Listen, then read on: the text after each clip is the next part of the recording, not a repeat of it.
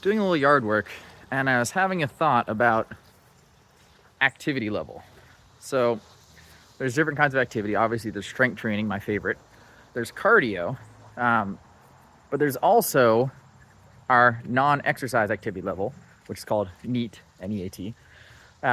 And that we usually track with step counters. If everyone has probably heard this trend, counting 10,000 steps a day to make sure you're keeping your activity level up. Essentially, NEAT is its own category for a bunch of reasons. It's really, really, really good for you. It has minimal stress on your body because the intensity is so low. Just walking, just doing regular activity is something your body essentially doesn't have to recover from unless it's way more than you used to.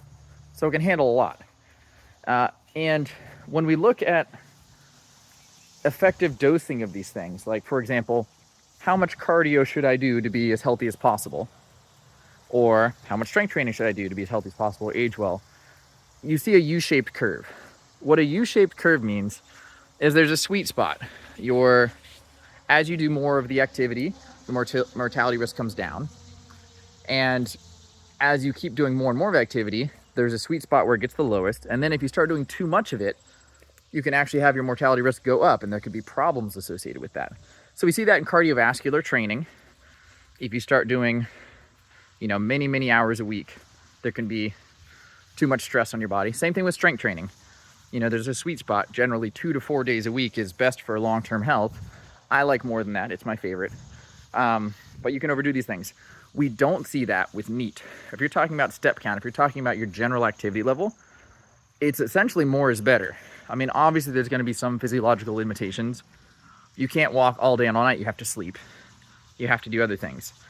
But within the framework of a normal life, a normal existence, you want to move as much as possible.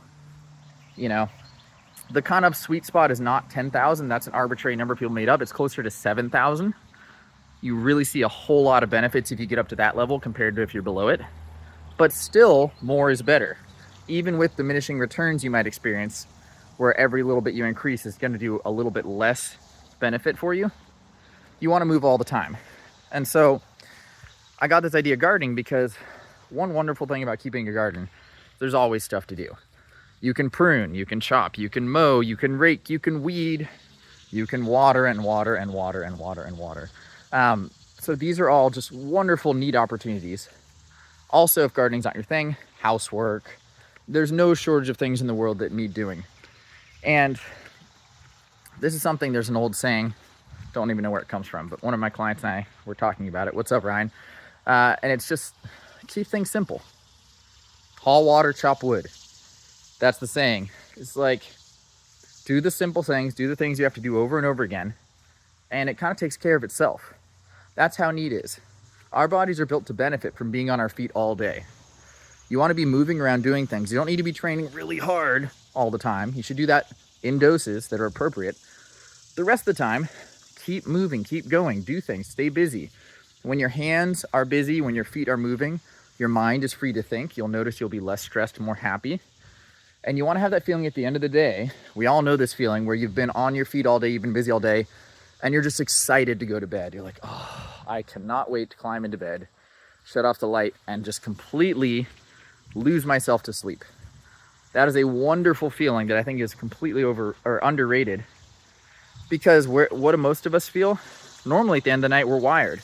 We have not moved enough. We have used our minds too much, and subsequently, it's hard to sleep. You're wired at bedtime, you sleep poorly, and you wake up exhausted.